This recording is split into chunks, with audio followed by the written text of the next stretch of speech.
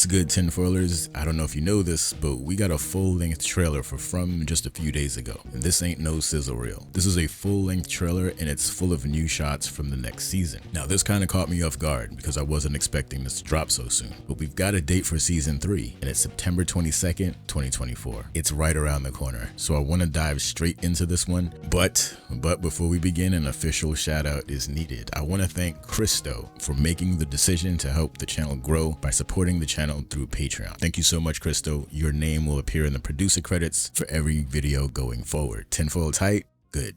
Let's dive. So the trailer starts out with a newly escaped Tabitha peering out the hospital room window. Nothing new here, but it reminds us that she appears to have escaped. Now she has a chance to help the other Frontlanders find a way out too. I'm looking forward to seeing things from her side of the story next season. Next, we get another shot that we've already seen from the teaser trailer, but this time they extended the run a little more and it's very interesting. We can see Boyd and Jade pulling that infamous wheelbarrow holding the body that's wearing one shoe. We still don't know who this is yet. What's interesting in the shot though is that at the very end of the clip, we also get a shot of a domesticated animal. It appears to be a cow. Now, I'm a city boy, so I'm the wrong person to ask. This looks like a deceased cow, and this sparks the imagination. Is this an indication of famine, or is this another monster attack? We'll get an answer to that later on in the trailer. Next, we jump to an emotionally charged moment with Boyd and Donna. Now, in this scene, she says, "How many did you save? You did the only thing you could do. And you lost."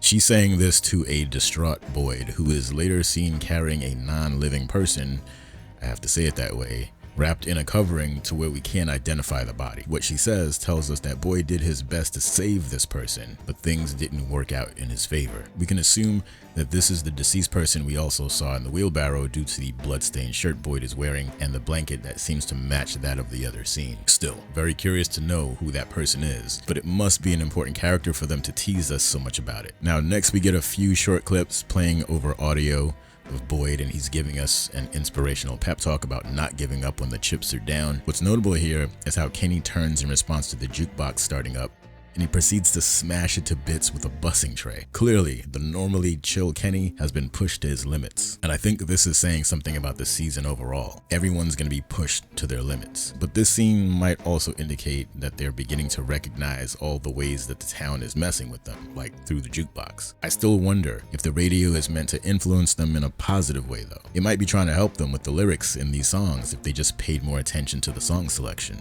Now this shot is one that I cannot explain, but I can at least describe. Jade looks to be having one of his visions out of time, and this dude appears in front of him holding what appears to be a human dome piece. What's really interesting is what happens next though. He raises the skull to his face like he's about to drink from it, then he appears to do just that. So we can assume that there's something inside of the skull, and it's probably not Capri Sun. That's all we get, unfortunately, but this tracks with all of the other strange visions that Jade has seen in the past. So it appears that he, like Elgin and a few other characters, have an innate ability to commune with Fromville for whatever reason. Now this scene is followed by a shot of Jim and Kenny on another forest expedition. Now it's not hard to imagine that Jim would be looking for Tabitha. He knows that she went to try to find a way out, and I think he's hoping to find her or the escape path that she discovered. Of course, the forest is still fraught with terrors, as we can tell by Kenny unholstering his gun at the sight of these things, but we'll get into that in a minute. In the next shot, we get a snippet of a conversation between Jim and Boyd, where Jim is saying that things are getting worse around here, and Boyd nods in agreement. This is meant to let us know that whatever evil that exists in this place has begun tightening the screws.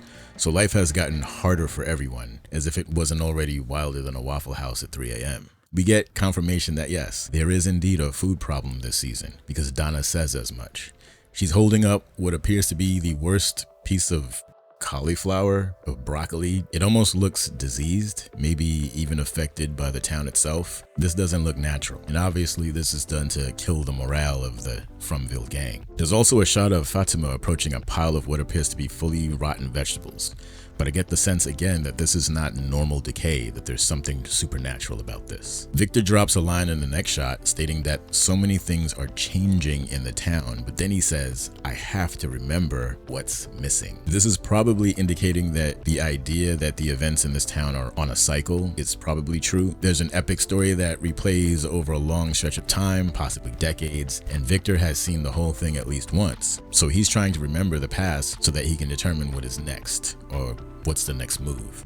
which is smart. This audio is playing behind a shot of him holding a hand-drawn map that marks the location of a buried treasure. The map seems to be pointing to this specific area near a tree, and upon finding this spot, he begins digging. Victor is the key to getting out of Fromville, if you ask me. Tabitha is seen in a confession booth in the next shot. Obviously, this is happening outside of Fromville. She doesn't seem to think that anyone will believe her story, and who can blame her for that? We also get a shot of her at someone's house, but the thing to pay attention to here is the tree outside the house that is covered in bottles, just like the ones we saw in the woods. No doubt an indication that her experiences were real and that the person who hung these bottles has also been through what she's been through. Best guess is that this is Eloise's doing and that this house that she's visiting is where she lives. And I'm gonna guess that this little girl in the center is Eloise, so this might be her childhood home. Later we get shots of the inside of the house, but in the basement after the man tells her to look down there. This is where she sees drawings of those same raggedy children that keep repeating the words Ankui to her back in Fromville. Just another proof that she is on the right track in her investigation. We're not done with the monsters, folks. The next shot we get more time-stuck monsters and another face-off with the townies. Mama Lou is involved here. Please, writers, do not kill Mama Lou. I will never forgive you if you do this. Anyway, it looks like we get the answer to that question about what happened to that animal in the beginning of the trailer. It looks like the monsters did this because they're as petty as they want to be. In this shot, we see the cow is still alive and well as the milkman approaches, but then we get this shot, which is obviously the aftermath. Either way, Jade looks stunned, and it takes a quick thinking Victor to yoink him out of there, as he was looking at guaranteed disaster. Now this scene baffles me. The granny monster seems to have knocked on the door and Ethan opens up the door for her. I don't know what's up with this scene because you would think that he would know better than to open a door for her, or anyone for that matter, without looking outside first, especially at night. So what gives? Notice how when they try to shut the door, she stops them by sticking her hand in there, and then boom, they're off to the races. So what happened to the talismans that they post in the entranceways to make sure they can't come in? Do they not work anymore? Did the rules suddenly change? Could be. Or is it a matter of permission? Maybe they're working normally, but she was able to come in because the door was opened willfully. These questions need answers, and I hope we do get some in season 3. There's another curious shot of a worried looking Ellis and Fatima, where she emerges from a room with bloodstains on her mouth. We don't get anything else on this just yet, but this could be related to the pregnancy. There's no full body shot in this scene, so it's impossible to tell if she's even showing yet. There are other shots of her in the trailer where you can see her belly, and it doesn't look like she's showing there either. And I find that interesting. I don't know what that means yet.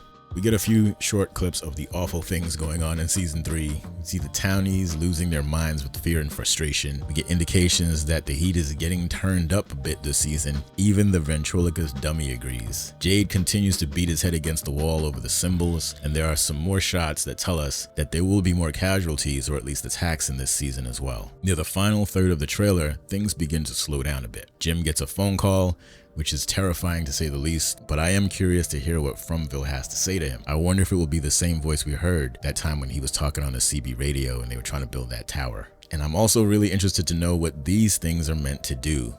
Usually something like this is used to warn people of danger. Do not go past this point unless you actually want the smoke. The crazy thing about this shot though is that the buildings behind them do not appear to be from the town we're familiar with. I could be wrong, but I don't recall seeing any cabins like these before. Next, we get a quick shot of the townies huddled up in a makeshift church. Then we see Ethan get up, and he seems to be approaching the back of the church, or the front, depending on how you look at it. There are some ritualistic vibes here. Not necessarily creepy, just funeral-like. So I'm wondering if this shot is for the wake of the major character we saw in the wheelbarrow. I can't make out what he's holding in his hands, but there are lit candles up there, so the entire affair is probably related to the death of the mystery character. The thing that bothers me here though is that it's Ethan that's getting up to go to the front. Why him? Unless he's connected to the victim. Is it possible that the Fromville remnant believe that Tabitha is dead? Could be. Now we get another flashback of Boyd versus the monsters in the barn, which might be where the tragedy takes place. There's a shot of someone walking through the woods and getting caught up in a bear trap. Now I can't think of how or why a bear trap would be out there unless the townies placed it. So who is the person that stepped in it? The monsters don't seem to be into this sort of thing. I haven't seen them set up any practical traps yet. We do get some confirmation of a new character, at least one, maybe two. The one that stands out is this woman who appears to be law enforcement, but it's more likely that she is an EMS worker because we get this shot of an ambulance later on. The point is, she apparently arrived at a bad time. My guess is she's a new arrival, and it wouldn't surprise me if she's connected to one of the existing characters, much like Christy is connected to Mari. Fatima is shown pulling something out of her mouth while standing over a sink, and it looks like she's pulling out her teeth, which would explain the blood-stained mouth we saw earlier. This must have something to do with the pregnancy, and it's got fans thinking that maybe she and Ellis were right to be worried about the nature of this pregnancy. Is this baby a normal baby? Or is there something else going on here? We go back to Jade and Skullboy, but this quick shot shows them tussling. The next shot we jump back to the standoff scene. We know this because it's the exact same set of monsters that we saw earlier, but we also see the EMS truck in the shot, which might be an indication of how the new arrivals got here. Another interesting tidbit in this scene is when the nurse monster teases Boyd with the keys to the ambulance and tells him he should grab the keys and run because you can't save everybody, so you might as well just save yourself. But if we've learned anything about Boyd up until this point, he's not the type to give up on anyone. Anyway, that's a wrap on this one. Great trailer. It might be the best trailer I've seen as far as the shows that I cover on this channel. We have a lot to look forward to, and hopefully that means answers to many of the biggest questions. Season 3 kicks off again on September 22nd, so I think I'll be able to do episode by episode breakdowns this time around. Looking forward to that. The videos will have to be simpler in terms of editing for me to get them out fast enough, but they will be weekly. Once the season is over, we'll go back to the usual theory videos and character breakdowns that you're used to seeing around here. If you enjoyed this video, you already know what to do. As always, thank you so much to the patrons, to the regulars, to everybody who comes through and comments. I appreciate every single one of you. You make this possible. I consider myself to be a very fortunate person. Remember to be kind to yourself, to look out for others, and until next time, off you go.